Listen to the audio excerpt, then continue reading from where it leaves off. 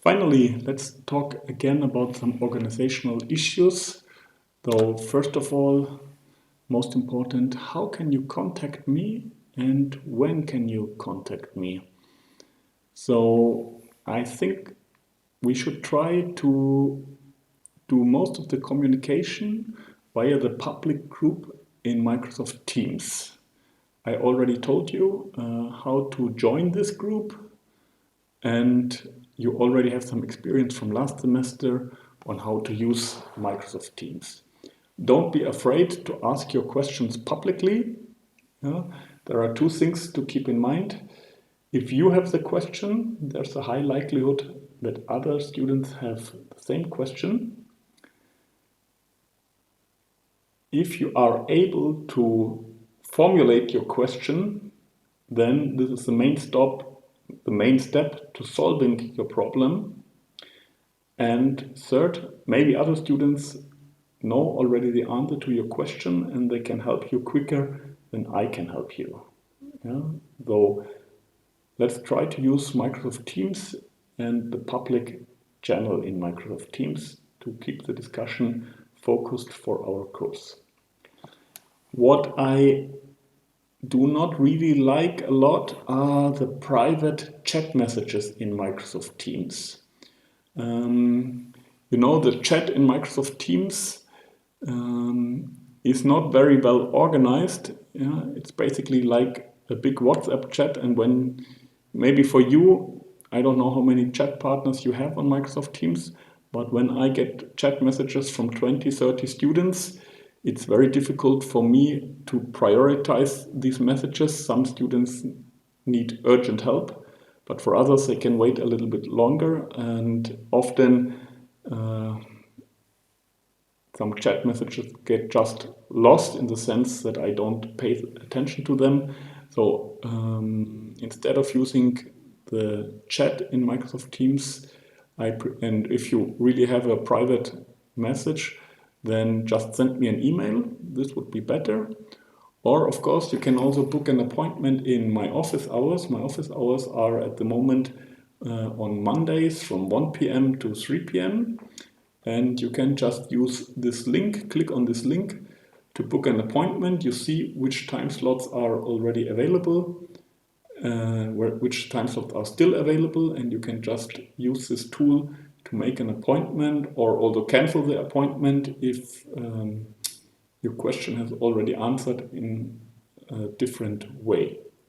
You can meet me in my office or online. However, please don't book the appointments last minute. If you book the appointment last minute, like let's say 10 minutes before the appointment, this might not be possible, and maybe I'm not at Geotech because you're the only one who booked an appointment for this day.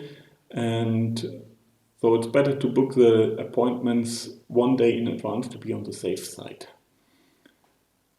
What I cannot give and what I learned some students expect from me is private tutoring lessons during these appointments. And in particular, I cannot give these lessons if I feel you did not even watch the videos or were, let's say, not motivated enough to go through the slides and try to find the information for yourself. I cannot do this because it's just way too time consuming, and on the other hand, it's also highly unfair toward your other fellow students who study the same course. So why should you get a private lesson and the 110 other students that also study the course have to share me with each other? So I cannot give private lessons. Of course, I can give private consultations.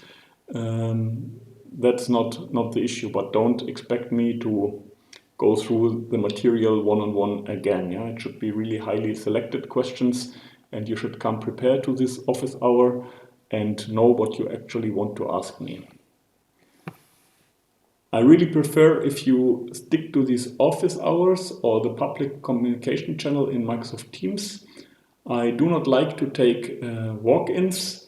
The issue is, again, this semester, fortunately, I'm only dealing with 150 students. Last semester it was 300 students. So now I'm only having 150 students and 92 advisee students. I also have some other work to do except teaching. In fact, doing research is a very important part of my job description, and I'm also dealing with several university committees. So I'm not only involved in teaching. This is only, let's say, 50% of my time. The other 50% goes into research projects, consultancy projects, or university committees where I'm working. And I just need to prioritize my time, and this becomes very difficult if you just drop by my office. So try to stick to the office hours. This also will help yourself to become more organized. So see, I'm just helping you to help yourself. Okay, let's sum up this session of today. We focus on logistics systems. I gave you a lot of examples of different logistics systems. Management consists of 3 main activities: planning, organizing, and controlling. And our focus is on the planning part. We do this planning by using quantitative models for making the decision. And one example that we will discuss in the next lecture is the order acceptance model. And recall, we will have 4 quizzes.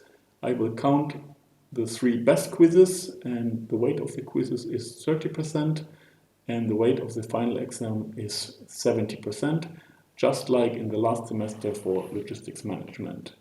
I hope you enjoyed this course this semester.